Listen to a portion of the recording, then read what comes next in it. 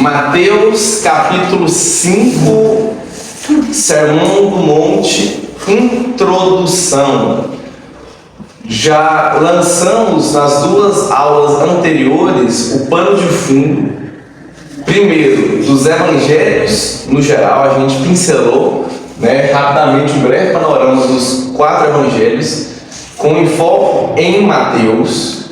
Então a gente lançou o panorama ali de Mateus para a gente entender o que é este livro ao qual o Sermão do Monte está inserido. E o Sermão do Monte está inserido no capítulo 5 desse livro. Então o panorama não é suficiente. Então na aula passada a gente estudou Mateus capítulo 3 e Mateus capítulo 4 para entender o contexto.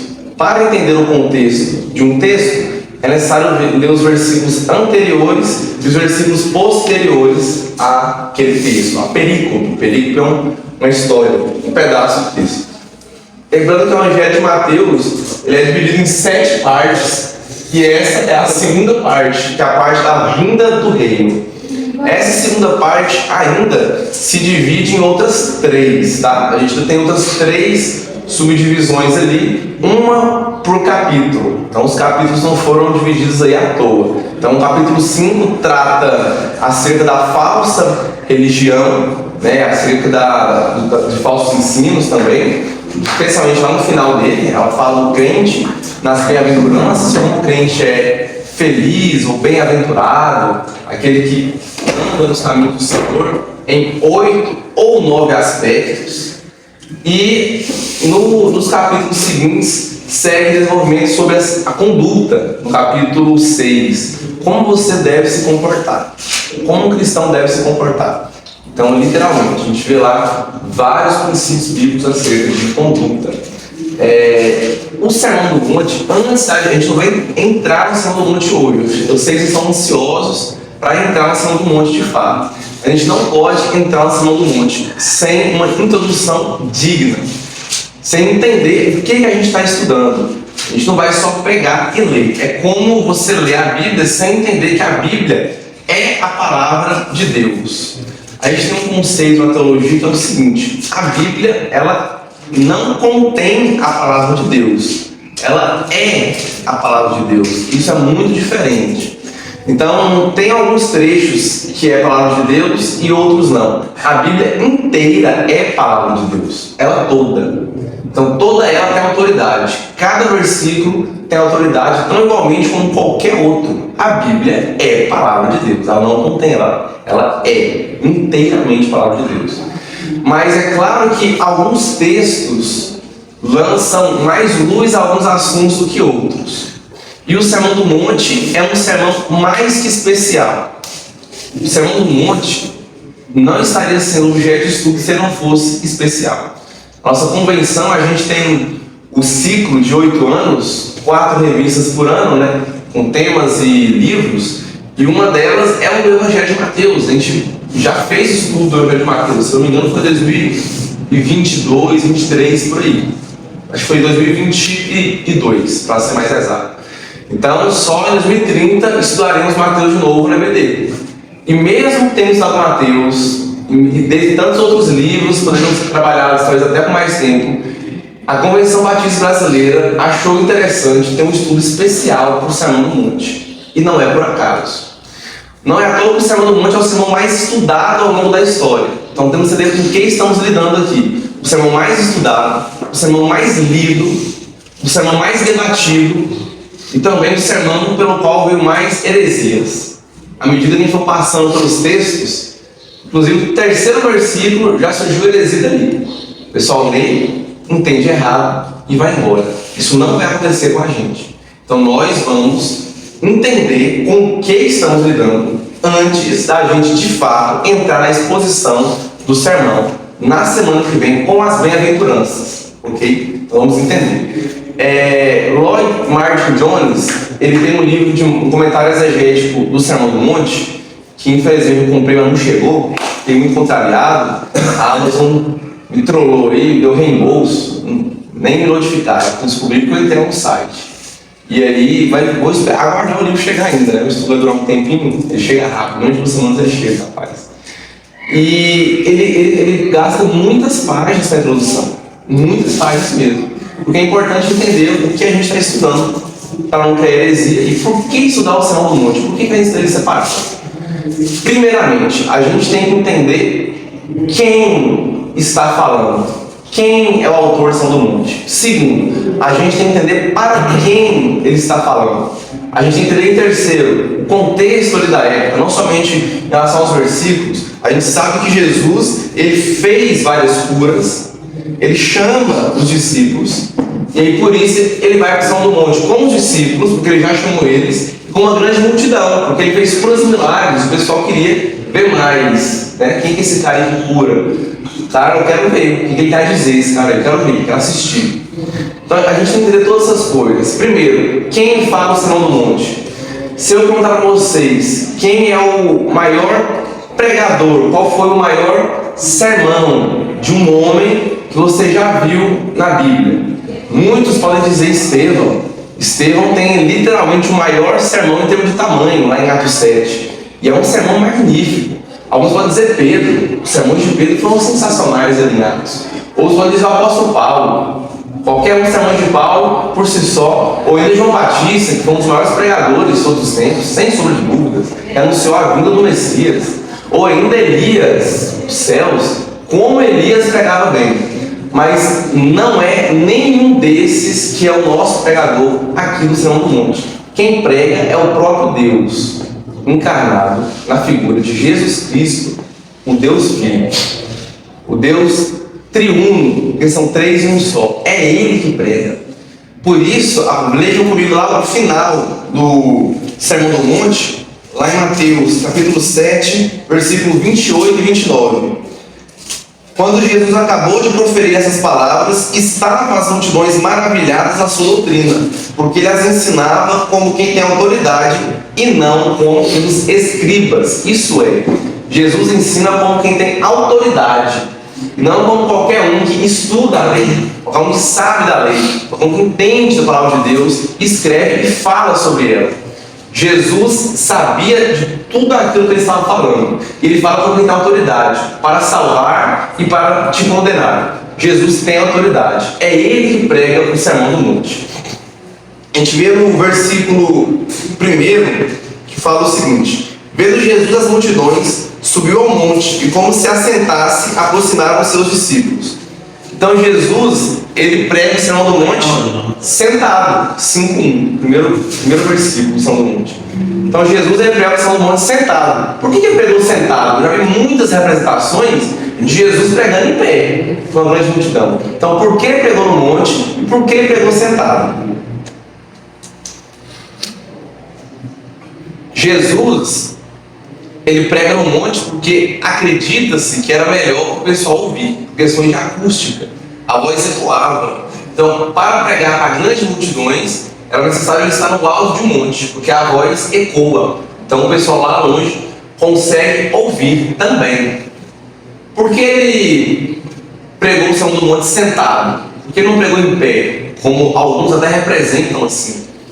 Porque os rabinos, quando iam fazer alguma espécie de ensino, que era muito comum, normalmente os discípulos procuravam um mestre para aprender, né, a partir dos 12 anos, que aí já era considerado homem de maior, 18 anos, a cultura judaica era 12 anos, de maior. A partir dele começava a procurar um mestre, aí Jesus que escolhe os seus, ele fala: ó, vocês não escolheram, eu escolhi vocês. Jesus faz diferente.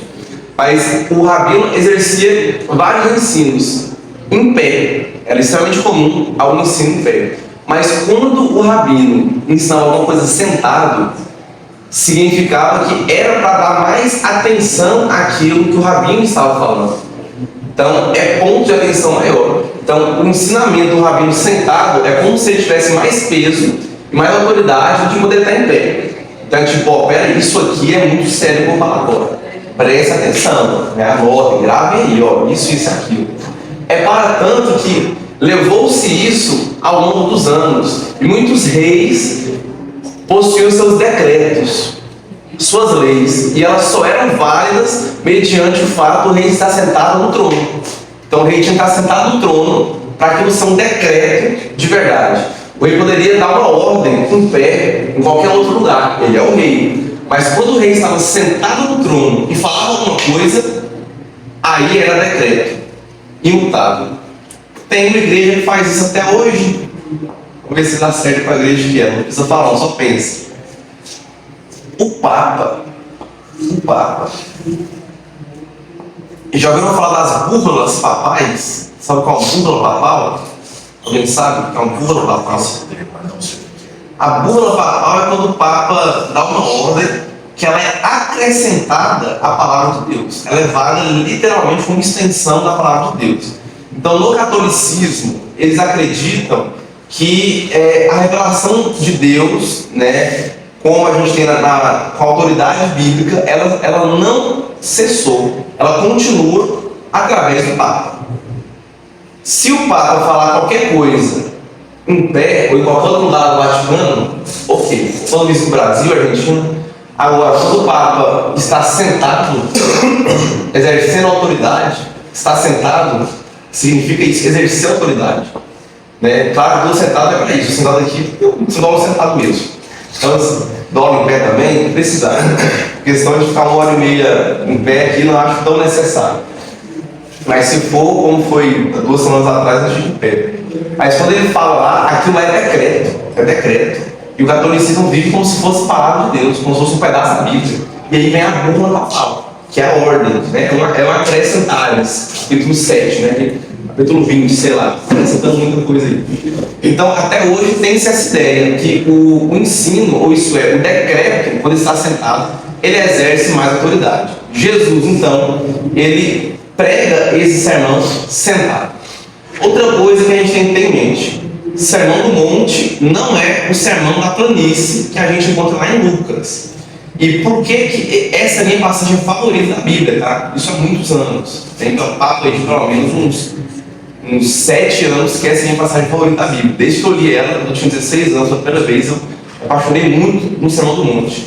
Isso se deve porque, mesmo sem eu compreender a extensão dele, o Sermão do Monte é o sermão mais profundo que existe. Estava até conversando com o Vitão ontem acerca disso. Tem todas as pessoas que sabem um pouquinho de tudo, né? Então, a quantidade de conteúdo que a pessoa consome é muito, mas a profundidade é quase nada. Então, sabe um pouquinho de tudo de forma rasa. Então, a gente precisa se aprofundar no Sermão do Monte, porque o Sermão do Monte ele é profundo. O Sermão do Monte é o compêndio teológico mais denso que nós temos em toda a Escritura. Sim, você pode talvez vir com algum texto de Romanos para tentar competir, e vai ter margem para isso, mas me desculpe, você pode até achar que algum texto de Romanos pode ser mais denso teologicamente do Sermão do Monte, mas eu vou ter que discordar.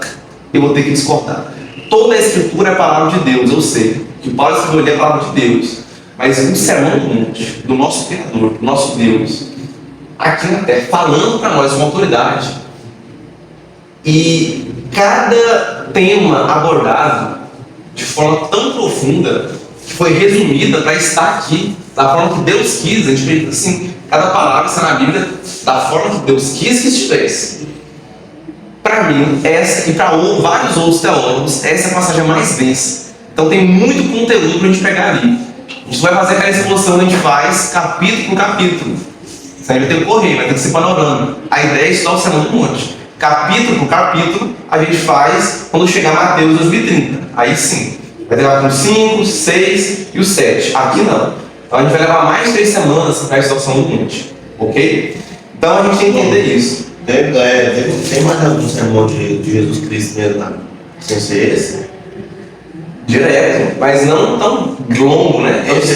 Foi o mais grande, então. Sim, a gente vê, em Ted Chosen mesmo mostra, sabe quando ele entra lá, que ele abre o rolo de Isaías e fala, hoje se cumpriu. Então, inclusive é importante, até vamos falar que eu lembrei, uma coisa importante aqui do contexto. Jesus nessa época ele não tinha ensinado só nas sinagogas, como nesse episódio de Ted Chosen, quando ele abre o rolo de Isaías. Ele já tinha ensinado as multidões, por isso eles acompanharam ele. Não foi só pelos milagres, também pelo ensino. Ele já era considerado um mestre de primeira, então vamos acompanhar ele, quero escutar os ensinamentos dele. Que antigamente o povo corria atrás de quem sabia para aprender. Hoje parece que quem sabe quem ensinar e o povo está correndo do conhecimento. Tanto de conhecimento tem disponível aí. Uma pessoa daquela época hoje, ela ia Ela vê essa internet e fala, caraca, eu posso aprender com outros rabinos, outros mestres à distância.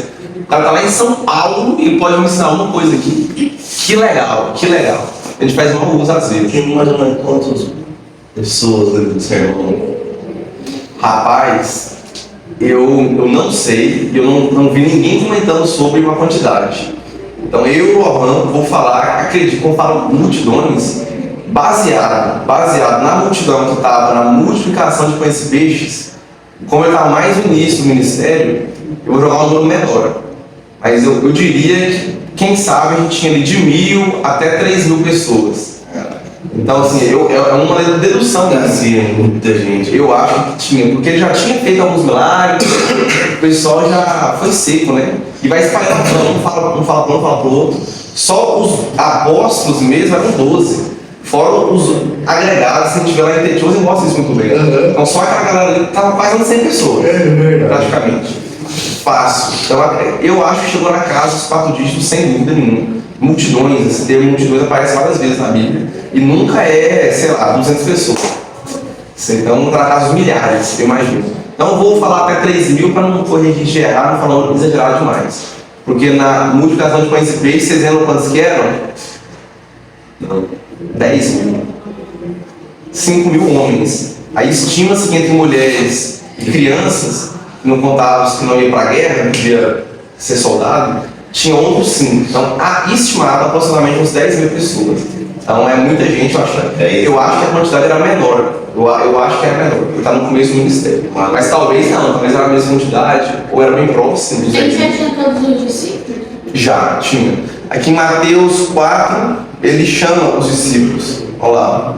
Mateus 4, 18 até o 22. Mostra ele chamando os discípulos. Ele estava com todos os discípulos aqui nessa época. Ele chega. Inclusive, tem um tema de grande debate. O Sermão do Monte, inclusive, ele tem grandes debates. Isso é uma tão rica e teológica que ele, a partir do Sermão do Monte, muitas heresias foram criadas. Porque o que é heresia? A heresia é como uma liga metálica. Toda liga metálica ela tem ferro misturado, não importa qual metal que seja. Então, é como uma liga metálica, tem um pouco de verdade misturado. Senão ninguém acredita, né?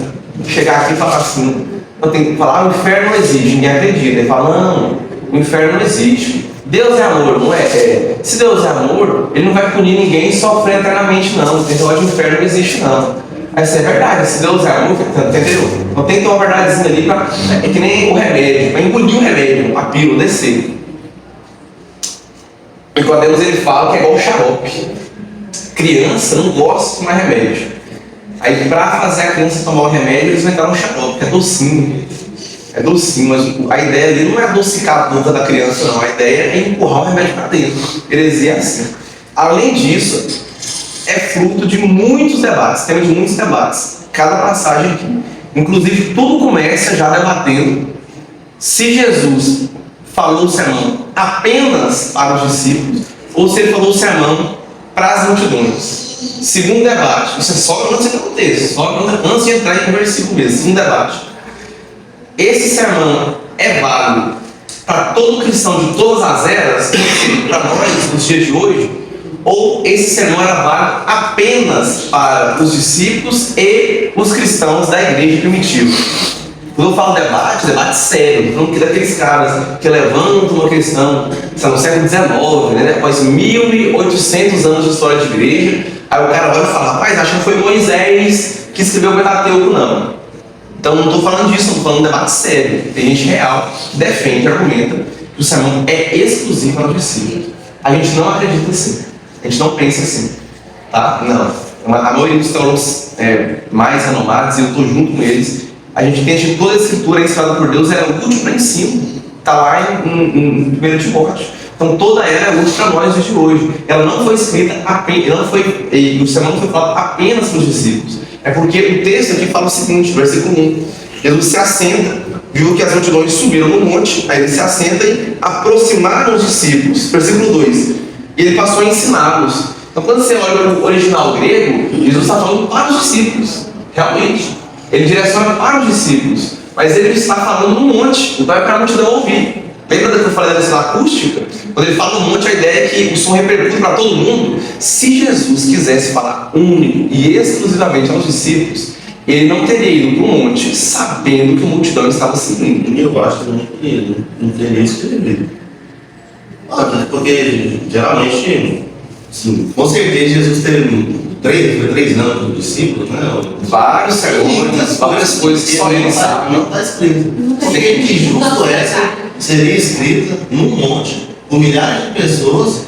Aí não, era só para os discípulos. E esse é o sermão mais detalhado, mais completo de Jesus. Faz sentido. Não, e outro aspecto também, talvez até poderia escrever. Mas se Jesus quisesse falar só para eles, ele teria chamado no particular, como ele fez. Lembra de Pedro, Tiago e João? Pedro, Tiago e João não vê milagres se os outros não viram. O pastor pegou inclusive a expressão da filha de Jairo. Aí ele chama, não, Pedro, Tiago, João, bora lá. Só eles viram, os outros não viram o milagre. Só eles. Então, Jesus chama no particular. Ele poderia pregar na casa de Mateus, se ele quisesse, só para eles. Então, Jesus está vendo como Jesus está seguindo. Aí ele chama os discípulos em particular num monte onde existe uma acústica para repercutir, onde era comum pregar justamente para isso. Então, não foi apenas para os discípulos. Mas a gente tem que entender, assim como a gente tem a doutrina do já e ainda não, e aqui quando a gente está falando da vinda do reino, né? É a segunda parte do Evangelho de Mateus, que fala sobre a vinda do reino, a gente está nessa doutrina do sim e ainda não. Jesus aqui está dizendo no Sermão do Monte, o reino já veio. Eu sou o rei, vocês são meus súditos. O Sermão do Monte é um discurso do rei para os seus súditos. Como o súdito deve se comportar perante seu rei. Como você deve se comportar para a chegada do reino. O rei chegou. O reino já chegou. Eu estou aqui. O reino chegou. Porém, ainda não. Sim, chegou ainda não. Já ainda não. Chegou. Estou aqui. O reino está estabelecido. Porém, ainda não completamente. No sentido, não que Jesus é incompleto e imperfeito de modo nenhum, mas no sentido que a completude em nós só será efetuada após a ressurreição dos mortos, no pós-vida, só no porvir, só na glória do Pai, só na nova terra que é, na nova Jerusalém. Aí sim, nós teremos uma nova vida em Cristo, e aí sim, o reino realmente chega. Quando Jesus voltar, ele fala isso lá em Mateus, capítulo 24, que talvez seja o segundo melhor sermão de Jesus, quando ele fala lá sobre a vinda, e até usa um exemplo naquela parábola das 10 virgens, dos 25, não sei se é o segundo maior, não acho, que eu lembro de memória rapidão. Então Jesus voltará, aí sim o reino estará de fato estabeleceu o reino oficialmente, mas o reino já está estabelecido, entendam isso. Então por isso sim e ainda não. Jesus estabelece o reino, mas ainda não. Quando ele prega para os discípulos, é só para os discípulos? Sim e também não. Porque Jesus aqui, ele prega primordialmente para os seus discípulos. Isso é notável no texto. Os caras não debateram isso à toa, eles não tiraram isso do nada. Eles têm coisa que à margem do texto para você pensar assim, ainda que esteja errado. Ainda que faltou levar em conta várias outras coisas que o cara às vezes contou, a gente contou até agora. Mas ele chama os discípulos para perto e fala direcionado a eles. Porém, é para todo mundo ouvir. Não é desse jeito que é o sermão. Se o pastor não está pregando domingo, chega uma caravana aí de 200 visitantes na igreja. São mais do que nós, né, membresia da igreja. O pastor Yolanda vai pregar para quem? Para nós. A pregação do sermão é para os santos. O sermão é para o povo de Deus. O sermão é para os salvos. É para os discípulos de Jesus. O sermão é para eles. Porém, o sermão também é evangelístico. O sermão também é para aqueles que não têm Jesus no coração. O sermão também é para quem não aceitou Jesus ainda. Todo sermão é assim. Essa aula de BD é assim. Ela é para vocês que são discípulos, para vocês que creem em Jesus Cristo. Mas se dessa sala tivesse mais da metade, fosse pessoas não convertidas, essa aula também era para eles. Então, primordialmente, quando você prepara o sermão e leva para a comunidade, para a igreja, a ideia é falar para eles. Jesus vai, onisciente, ele sabia que era um é óbvio, mas a ideia inicial é pregar para os discípulos, por isso eles ficam mais próximos. Jesus fala direcionando para eles, porém aquilo ali não é que é indireta, não é direta mesmo, é para todo mundo. Isso tem algo a nos ensinar. A palavra de Deus E seu coração está aberto para receber? Quem estava no Sermão do Monte recebeu, outros não. Uns receberam, outros não. Uns endureceram o coração, outros abriram o coração. Então, quando Jesus prega para os discípulos e para todo mundo que está ali, é nesse aspecto: ó, aqueles que são meus discípulos são bem-aventurados. O reino chegou. Você é meu súdito? Escute o que eu tenho a dizer. Isso e aquilo. Façam isso, façam aquilo, aquilo outro. É muito prático o Sermão do Monte. É muito prático, cheio de doutrina, e é muito prático, inclusive. Doutrina para aplicação, uma atrás da outra. Então, se você é crente, se você é discípulo de Jesus, seguidor dele, esse sermão é para você. Se você não é, essas palavras não vão valer de nada. Então, Jesus ele fala isso de um modo geral, para que cada um em seu coração aceite ou não a mensagem. Nós não acreditamos que obriga alguém a aceitar a mensagem do Evangelho de modo nenhum. Inclusive, não há tempo para falar sobre isso, ser interessante sobre a questão de Deus endurecer o coração de algumas pessoas para ouvir a palavra nas escrituras. Tem hora que fala que a pessoa endureceu o coração. Como assim, né? Entendi. Tem versículos que falam que Deus endureceu o coração da pessoa para não ouvir. Lembra que a gente leu ali em Atos agora? Profecia. Lucas escreve a profecia. Paulo fala, né? Está escrito lá que vocês vão com ouvidos, vocês estão ouvindo, mas não vai ouvir de verdade. Com os olhos vocês veem, mas não vão enxergar. Vocês endureceram seu coração. Certo? E tem hora que fala que Deus endureceu o coração. A gente tem essa dualidade aqui no Ocidente. Luiz Saião fala muito disso.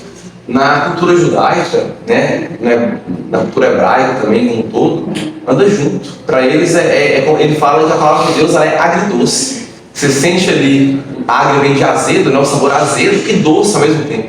Então, ao passo que a pessoa endurece para o coração, e Deus também endurece o coração dela. Então, ele fala isso, que criticando o debate de calvinismo e arminianismo, né? E aí o arminiano vai falar que não, Deus endurece o coração de ninguém, é a pessoa que escolhe endurecer o coração ou não. E o calvinista vai falar que não, é Deus que endurece o coração. Então, quem está no Sermão do Monte, quem é predestinado, ouviu e recebeu. Se não recebeu, é porque Deus endureceu o coração, porque não é predestinado. A gente não acredita, a gente pensa assim. Nem calvinistas, nem arminianos.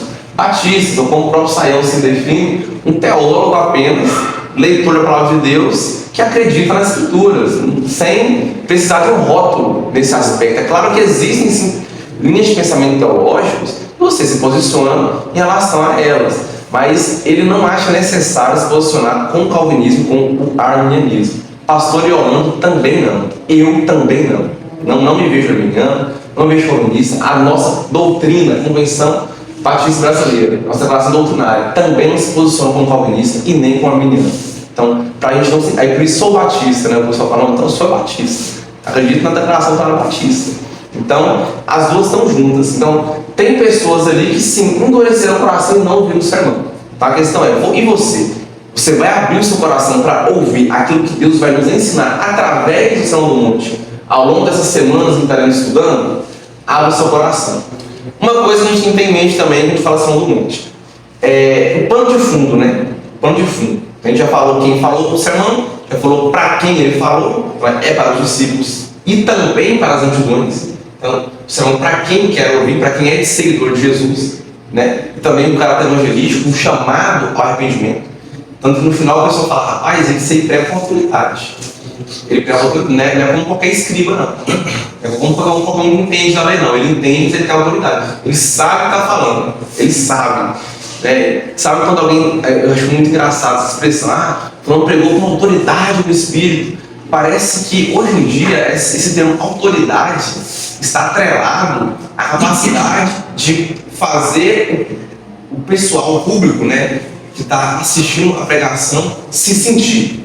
Desceu o fogo, o Espírito Santo desceu, pegou com autoridade, pegou gritando, levou um tom de voz, o que ele falou foi verdade de Deus mesmo, mexeu comigo. Isso não é autoridade, não. Isso aí é bom, porque acontece isso genuinamente, é claro. Mas isso não é autoridade, não é autoridade. Tá? Não estou fazendo uma crítica ao pentecostalismo, mas estou falando que isso é, às vezes, nesse meio, considerado autoridade. Para mim, o que eu considero autoridade? Que a gente vai ter essa autoridade aqui mais. Né? Jesus não está aqui de fato. Porque então agora a gente tem sermões como o de Paulo, como o de João Batista, como o de Elias. Ele usa muitos pecadores para falar. Então a autoridade é se aquilo é verdade de Deus na conduta do pregador. É verdade? Ele ia falar autoridade. Aí eu gosto de trocar autoridade por propriedade. Tem propriedade para falar. Se a gente entrar aqui no assunto de carro, o Caleb tem propriedade para falar de carro. O Caleb é mecânico, ele entende o que ele está falando, ele pratica isso. Ele está lá na oficina de sexta a sábado, de segunda a sábado, estava na oficina. A gente fala de fisioterapia, o Vitão tem propriedade para falar também. Então tá lá, tá on, ele entende. Vamos falar de mercado, o Rian tem propriedade. Eu achei engraçado, o João Felipe preocupado, ele falou assim, Rian foi buscar a porta para nós. Ah, é mesmo? Eu tava tentando lembrar do Aí o João Felipe falou assim, pegar do fundo, pega pra pegar o Rian. Ele levar no mercado. O João Felipe falou pra mim, pra buscar essa porta? o João Felipe foi lá no carro. Foi no carro, Aí o João Felipe falou pra mim e falou assim, rapaz, agora eu nem sei para rezar a missa, viu? Eu não tinha escutado, mas no Macoré, não. Quem foi? Aí não, eu falei pro Rian pegar a coca do fundo mais da frente, aí ele trabalha no mercado. Se tem um cara que sabe de estocagem, é ele. E é isso, é perito na área, então ele tem propriedade, ele sabe. Jéssica, fazer unha, inclusive a penúltima unha. Continuando então. Então os fariseus tinham isso e Jesus falou, não, tem que superar muito. Aí tem os saduceus. Os saduceus é aqueles que batiam de testa com os fariseus, né? Já falei várias vezes. Calvinistas e arministas. Calvinistas e arminianos da época. Tá? Não, mas era discussão feia. A gente já falou muito sobre eles aqui em Atos, né? Porque Paulo, ele provoca uma discussão porque os saduceus não acreditavam na ressurreição. Os fariseus também, né? Os fariseus acreditavam na ressurreição. Os saduceus não. Todo saduceu, a Bíblia é só a Torá. Como eles mesmos falam, a Torá é livro inspirado. O que vem depois, não. É bom, mas não é inspirado por Deus. Então, eles não consideram os Salmos como palavra de Deus. Não consideram Daniel como palavra de Deus. Não consideram. Só os 5 livros do Pentateuco: Gênesis, Êxodo, Levítico, Números e Deuteronômio. Só. Teitioso mostra isso muito bem. Tem um cara, um argudão, baixinho assim, meio, não tão gordinho, mas ele fala, mas ele é inspirado, você não pode ficar citando o profeta Isaías. Ele disse que cumpriu a profecia, mas não é inspirado. O Teitioso mostra isso. São dos seus, tinham esse debate. Para eles existiam anjos também. Anjos, demônios, isso não existe. Então eles eram muito assim, pé no chão, até demais, a ponto de não ver o sobrenatural de Deus.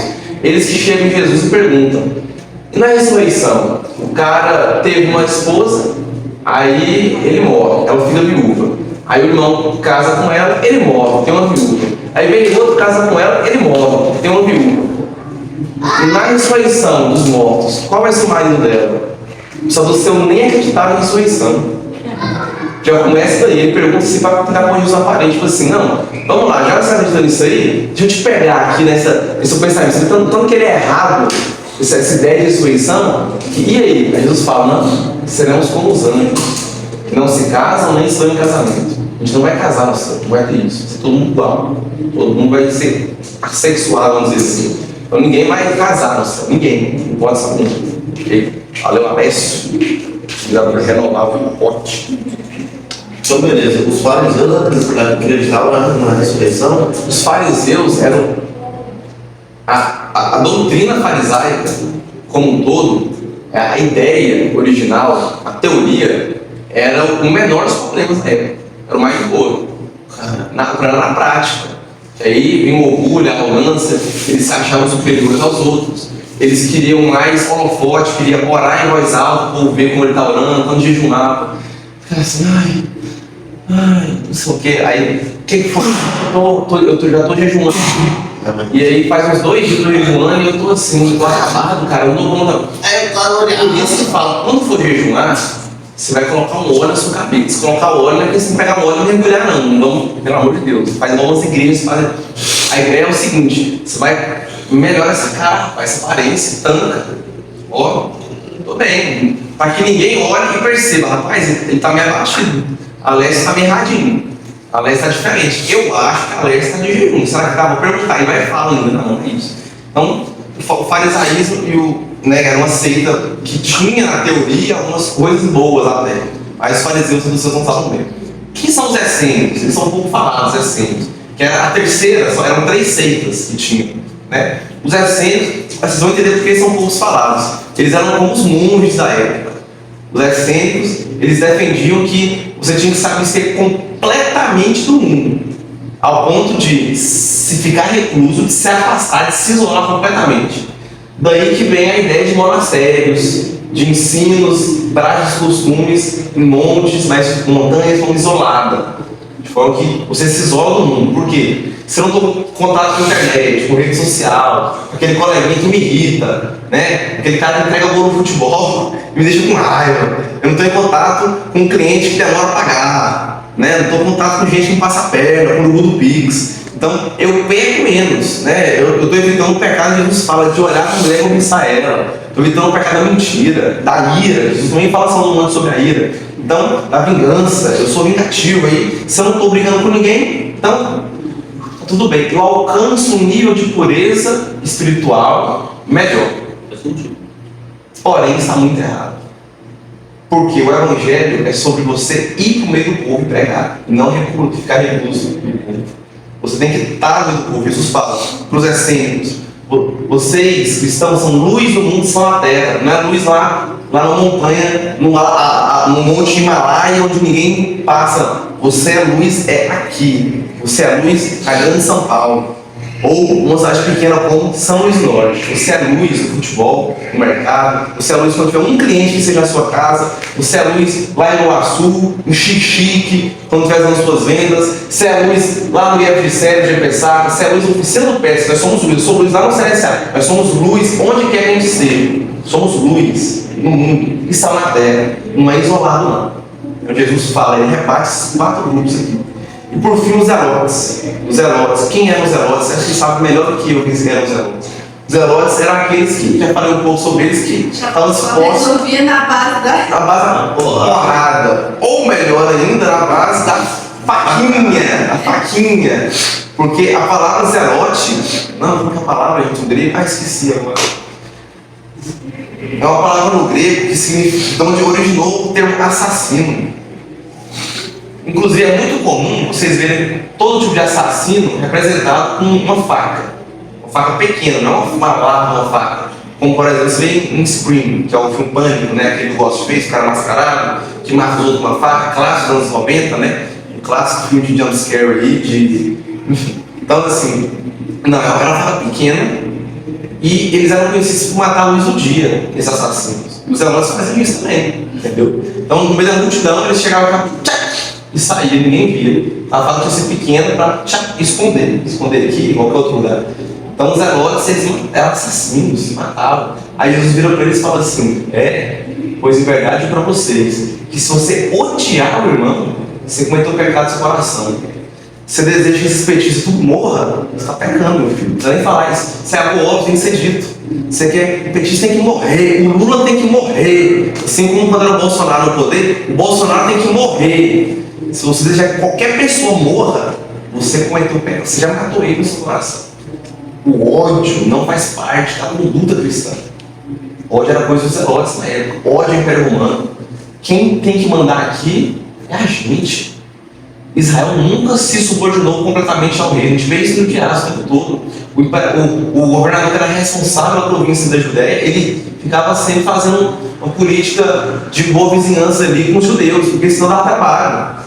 Tanto que a sede nem era em Jerusalém. Em Jerusalém que estava a maior aglomeração de judeus e os mais autoridade. Ele tinha o tempo todo para lá nas 3 festas judaicas no mínimo. Então o tempo todo ele tinha que estar ali para comandar a província. Então, muito cuidado com isso, tá? Muito cuidado com o ódio impregnado no coração. Vamos falar melhor sobre isso quando a gente chegar lá. É importante entender esses 4 grupos que Jesus fala no Sermão do Monte. E por fim, quando Jesus fala o seguinte: bem-aventurados, a gente vai entender melhor qual que é essa expressão, o que significa ser bem-aventurado de fato. Eu imagino que todas as versões de Bíblia, as que eu li, eram bem-aventurados. Vocês têm essas mais atuais, felizes são, eu acho muito bonito, muito poético, bem-aventurados. Aqueles que isso, aquilo. Existe um debate se são 8 ou 9 bem-aventuranças. Aí eu vou pedir para vocês contarem em casa, quando vocês acham que tem, voltar, que na semana que vem eu vou falar para vocês o que é bem-aventurados. falar pra vocês heresias que surgiram, inclusive uma surgiu logo aí, ó. Os humildes de espírito. O que é ser humilde de espírito? O que é ser humilde de espírito? Surgiu heresia a partir daqui também. Vou falar para vocês também se são 8 ou 9 bem-aventuranças. Isso já começa aí. Tem vários debates, né? Aí antes de entrar na Sermão do Monte já tem um debate se são 8 ou 9 bem-aventuranças. Uns contam 8, uns contam 9. Não é só contar. Pensei, não é só contar. É muito profundo, Vitor. Espero que vocês tenham entendido qual é o nosso objeto de estudo, com o que estamos lidando. O Sermão do Monte é muito rico e ele tem muito a nos ensinar de forma prática. Então, o objetivo é que a gente aprenda, a gente absorva o conhecimento e que a gente coloque em prática em nossas vidas. Mas tem 9. Eu estou falando, né? Se você for contar, 9. Amém? Não precisando, mas eu vou ler. Leia. Você conta e aí você fala, rapaz, parece ter 9, mas será que não seriam 8, não? Por que tem gente que fala que é 8? Por quê? Você tem que Semana que vem.